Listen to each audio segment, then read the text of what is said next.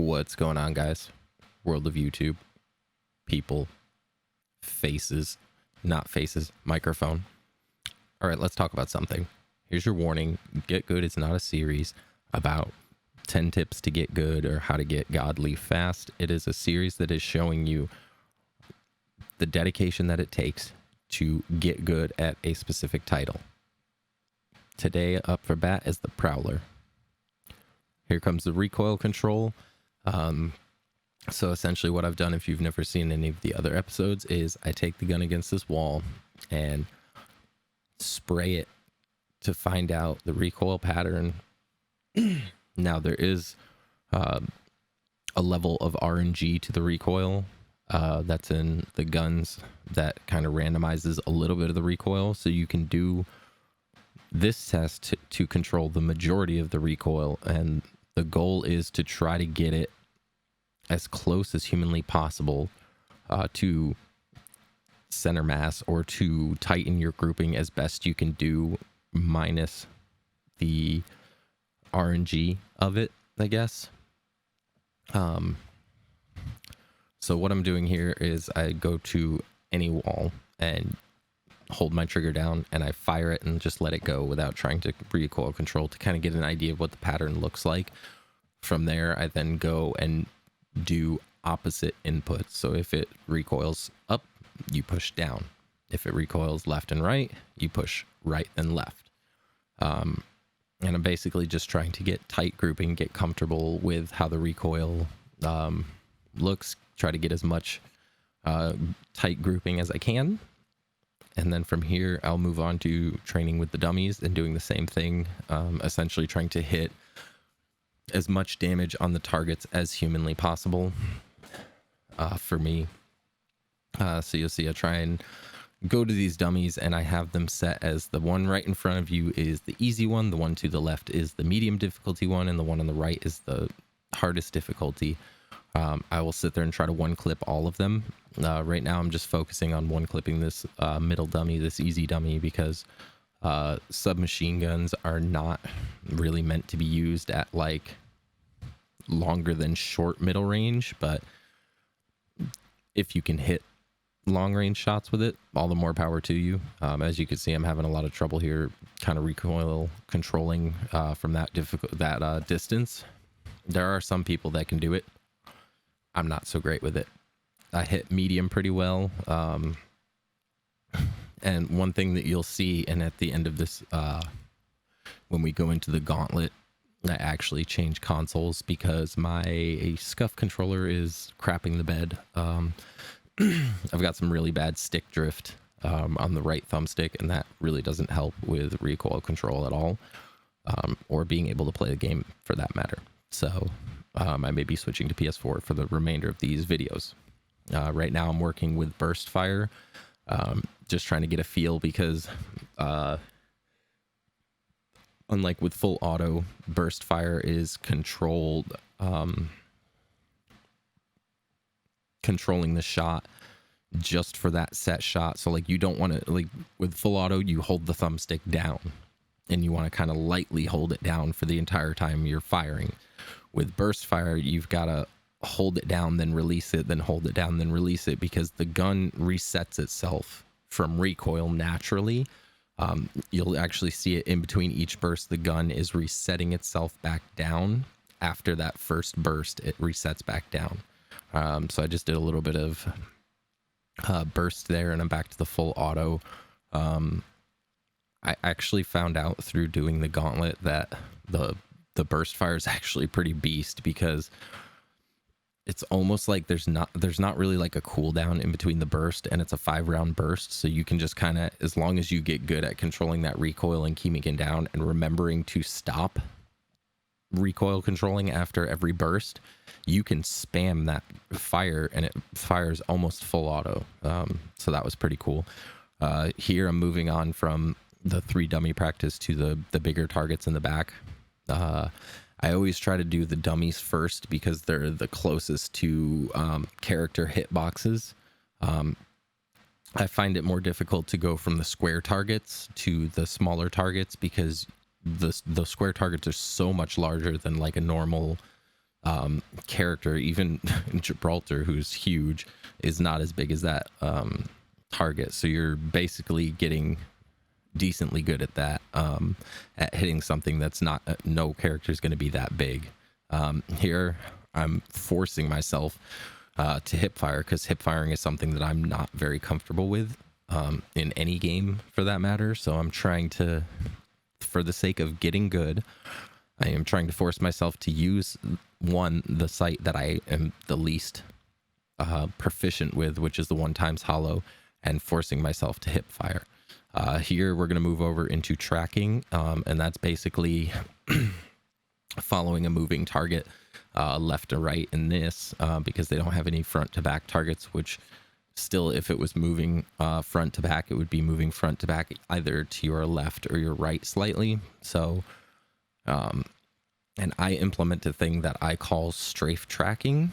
I don't know if it's really a thing that people talk about. I haven't seen a whole lot of videos that talk about strafe tracking, because it helps, one, slow moving targets. You can literally just strafe track, and then you can focus your entire right thumbstick on recoil control and your left thumbstick on tracking that target.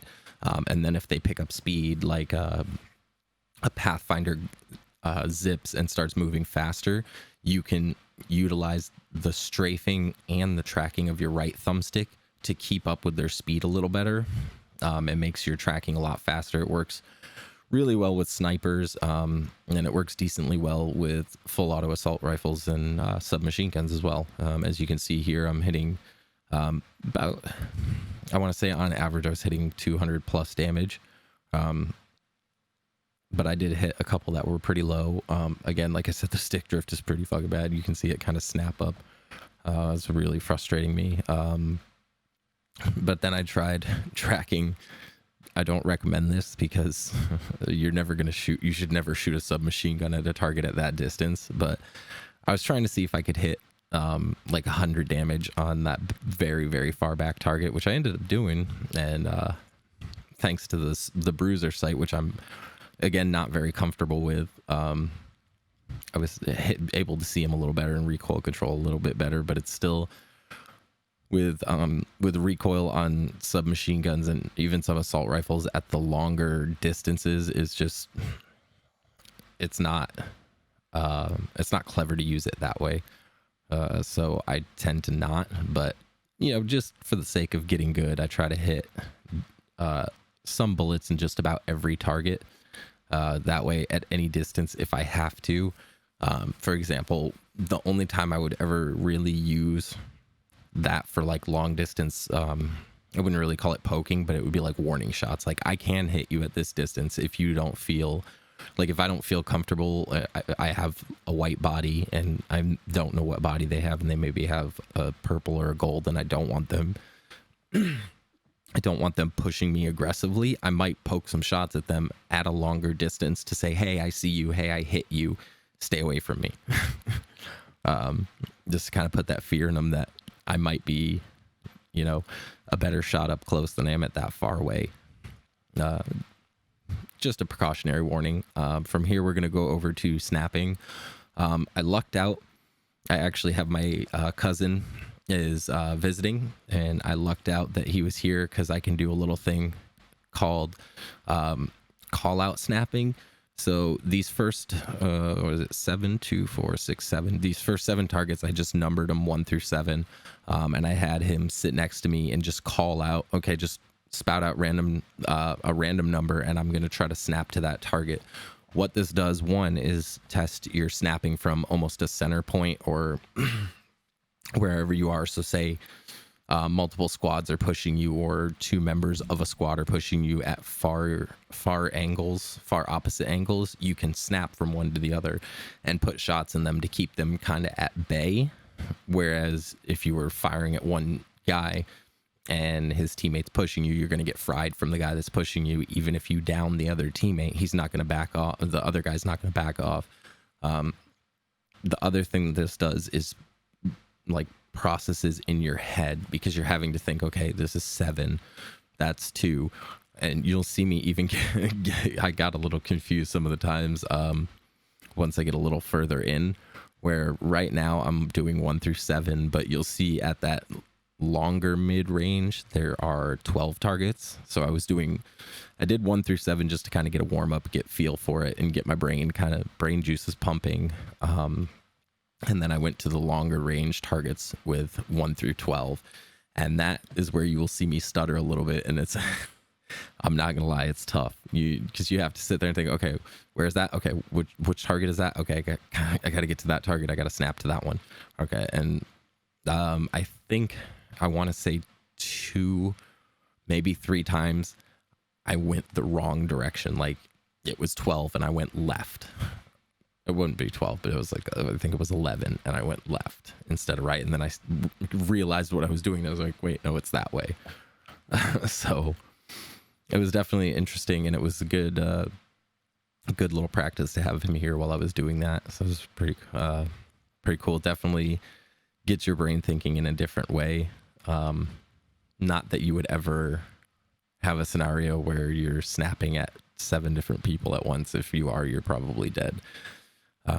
But this is all about, Get Good is all about doing the things that you would never actually have to do, that are so hard to do in an actual game, and getting good at that. So when you have to do the easier things, it's so much easier to do.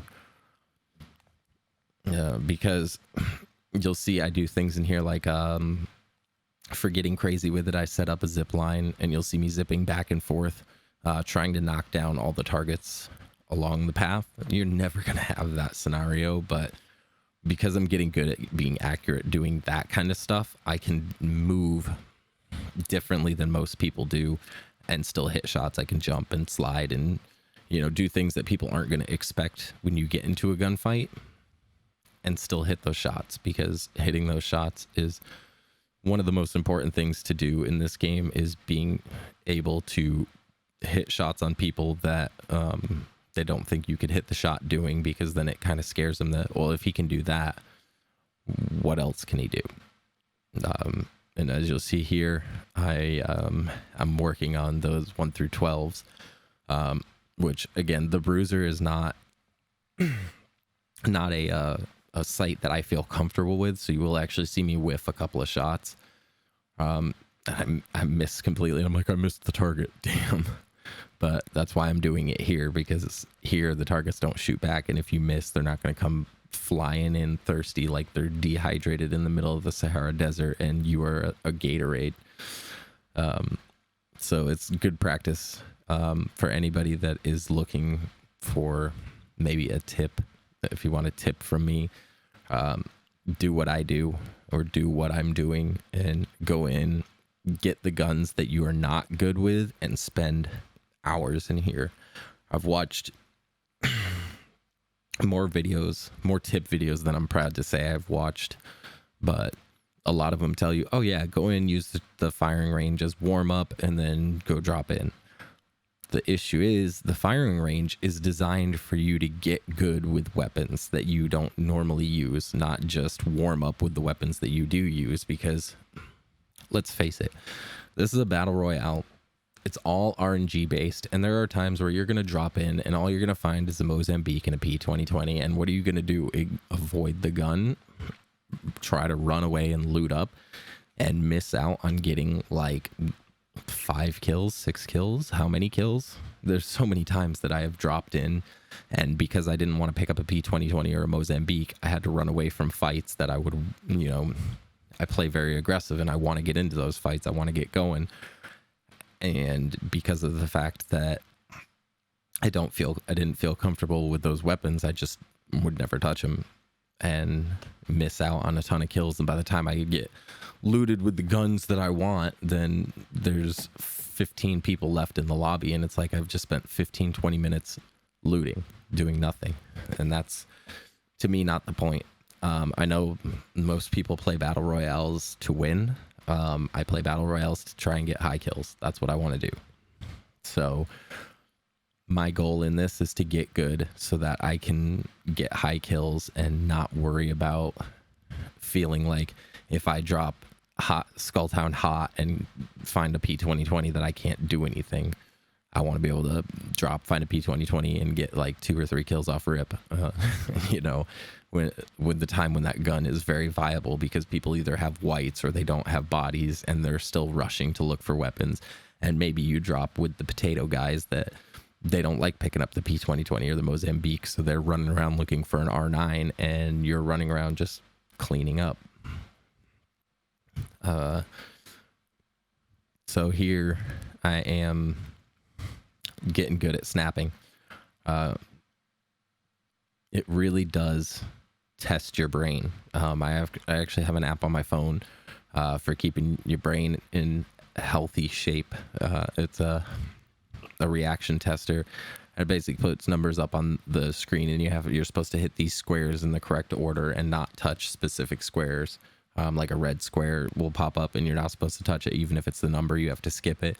And it really puts your brain to this, like, it puts your brain in a different place where you have to kind of think before you act, but you want that thought process to be as quick as possible. Like, you want it to almost be subconscious. That's what I'm doing here, is trying to make my snapping like an almost subconscious kind of thing, where if I do take a shot from the left, I can snap over to the left really quick, or I can snap over to the right really quick and be accurate with it. Like, hitting the targets is the most important part, being able to do it quickly and being able to accurately actually hit the target. Because even if you hit a target for 75 damage there, if somebody has purple shields, they're cracked and they're not going to push that.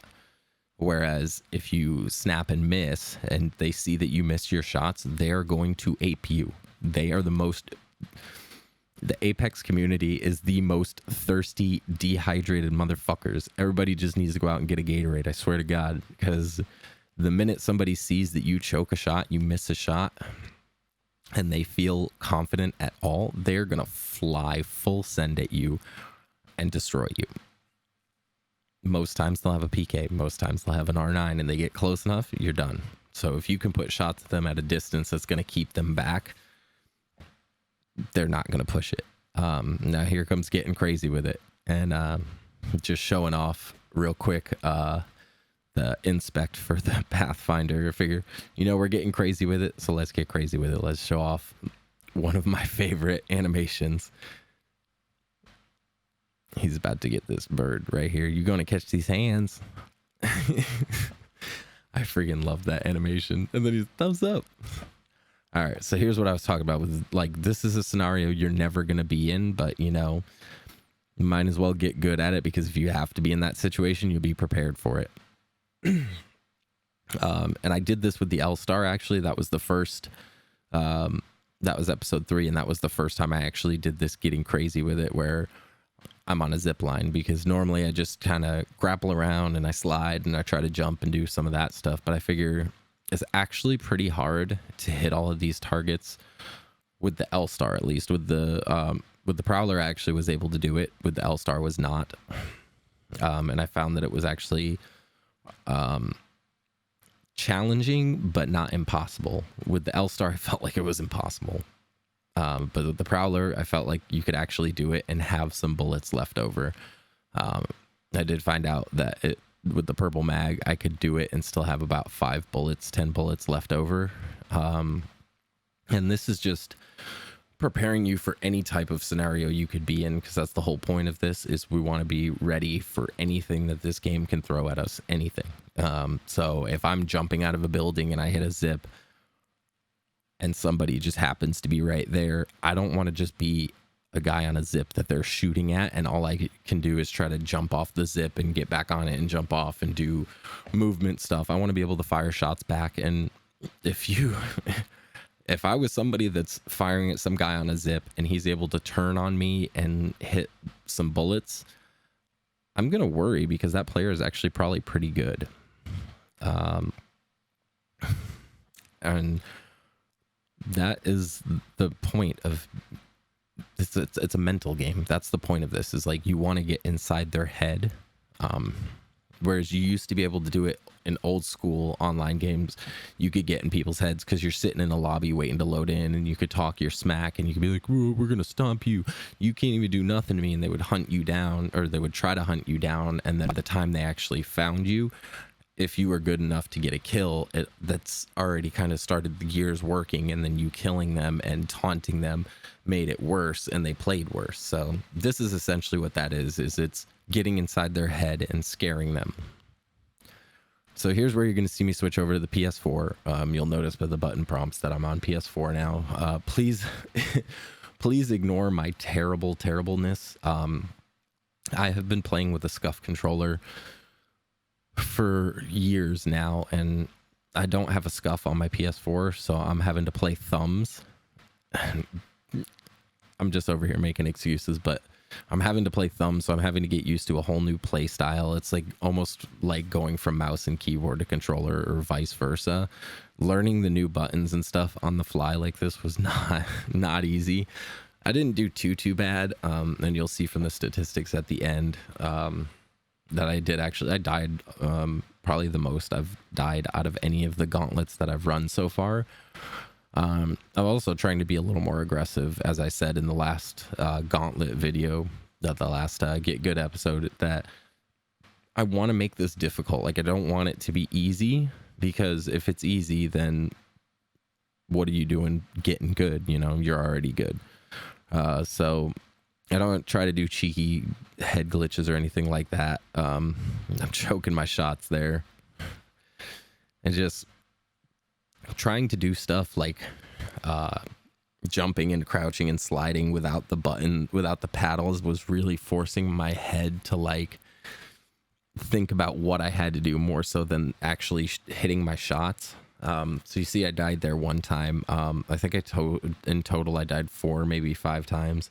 You won't see all of them because of the magic of editing, but I really had to think about every engagement I was making, because even to get away and heal, I have a back paddle for my heal, so I would be able to bring my heal wheel up while I was still moving around and looking, and I don't have that ability right now because I'm having to play thumb, so I'm having to take my hands off of the movement stick to get my D-pad and move things around. So it was definitely an interesting experience, to say the least. And I give shouts out to people that play this game thumbs, because it's fucking hard. And I'll just keep pushing through it with going forward, because the rest of these are going to have to be recorded on my PS4 until I either get my scuff repaired or replaced. I mean, I think I'm just outside of warranty, which kind of frustrates me, but it might still be under warranty. I'll maybe send it back to them and get it fixed. I don't know. We'll see.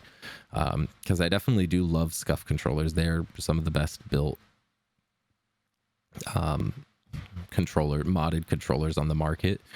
It's just Microsoft's thumb sensors, for whatever reason, are terrible. I've had stick drift with every Microsoft controller I've ever had, and I've never had that problem with similar PS4 controller, PS3 controller. I never really had really bad stick drift, and I don't know if that's the controller or some type of processing in the game. I'm not 100% sure about how that works, but nonetheless, that is the situation I'm in now. Is I'll be recording from PS4, so please ignore a little bit of the wonkiness of my movement. It's not as smooth on the PS4 as it is on Xbox, just because of the having to tell myself, okay, I actually have to hit X to jump, I have to hit square to reload, I have to, hit square to pick things up, I can't use my back paddles. So that's that. I was starting to get a little more comfortable. You'll see, I feel like I got a little more comfortable with the PlayStation 4 controller a little later on in this, where I didn't feel as uncomfortable like hitting bots or hitting those grapples like that. That was actually a pretty decent grapple. Right there, I went and dropped the battery that I wanted. I was like, no, I can't believe I just dropped that battery. I needed that.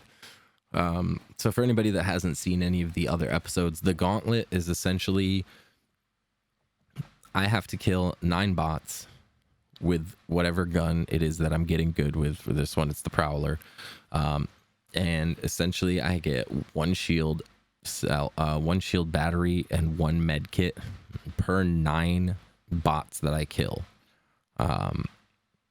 Once you kill 9 bots, that completes a wave, and you can use a Phoenix kit to re-heal up, and you can grab 1 more bat and 1 more med kit. No more stacked than 1 and 1 though. So if you didn't use them, you wasted them basically, or you have them for the next round, but you don't get to stack it up to 2. That makes it too easy. The first episode I did with the P2020, I was like, oh, well, we'll do 2 med kits and 2 shield bats, and that'll be enough. It was more than enough. I did way too many waves. I think I did a total of 10 full waves, which is the other cutoff point. Is once you hit 10 full waves, you're done. And then essentially I died a couple of times trying to reset. That's why I say I died 4 times, because once you die twice, like, you get the gold knock, so you can get knocked, which counts as a death in this gauntlet. And then once you die again, that's it, you're done. So I ended up fully dying in this, but I say I died 4 times because I literally came down and was trying to get all my guns and stuff to reset, and the bots are still roaming around.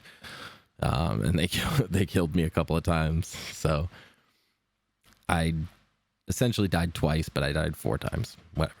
That's neither here nor there. We're here to talk about Get Good. So the reason I like doing this gauntlet at the end is because it really shows you your progression from, man, I'm trying to hit these targets and snap to these targets, and then you're seeing that progression happen in real time against bots that are they're not super moving and jumping and zipping and grapping and doing all the crazy stuff that, you know, an actual player will do, but it's easing you into that kind of, you go from a wall to a static target to a tracking target to a snapping target to moving targets that are shooting back at you, that kind of give you that little bit of sense of panic or urgency that can force you to choke a lot of shots.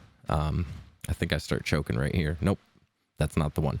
But it'll start you to choke shots. And I was explaining to my cousin, serpentine, or like when you're trying to avoid getting hit, like you have to reload or whatever, you just literally zigzag back and forth, do what I was doing there, but I was looking at the ground. You just serpentine back and forth, and it'll actually help avoid a couple of bullets here or there. And if somebody misses a couple of bullets out of a clip, they might not kill you. So it's the difference between getting away and having 1 health and being able to pop a bat and not being able to get away at all. Here, this is what I do at the end of every round. You grapple away with a Phoenix kit and pop the Phoenix kit to get your full shields and full health back, and then you start the next wave. And each wave consists of 3 rounds for me, but you can do 1 round, 2 rounds, 16 rounds, whatever you feel comfortable with doing to get good. And I'm sitting here staring at a wall counting dots. I'm trying to explain grappling to my cousin, because he's never mained path, and I've mained path for a while. So grappling is something weird that you have to kind of get used to. It's like the momentum shift and movement and stuff. And here I show him how to kind of give yourself a little whip and get that good speed. And then, of course, I missed the angle at the bottom, so I didn't get the slide with it. But what can you do? That's why we're getting good in the firing range, right? So I have one set to full auto, and then I have the other one set to burst fire, so I can kind of get comfortable with both firing types, because I don't want it to be a situation where I only pick up the Prowler if I have the select fire and can fire it in full auto with a purple magazine and whatever. I want it to be like, okay, well, if it's burst fire, I can still kill people with it. Because that was actually the reason why I initially avoided this in, I want to say it was season 0 or season 1. My brother was big on this gun, and I was like, I don't really like it, because it was a 5-round burst gun, or you needed select fire to make it full auto, and then it was a beast. But it's actually pretty beast with that 5-round burst if you can get good with your shots and hit them. The other thing that's kind of a little weird here, you'll see when I did that grap there, it kind of the server lagged a little bit, and yeah, so we fired 18,240 bullets, spent 2 hours and 10 minutes, killed 96 bots in total. That's including me setting up getting guns, so not just through the waves. And then we died 4 times. If you guys enjoy the content, please feel free to like and subscribe.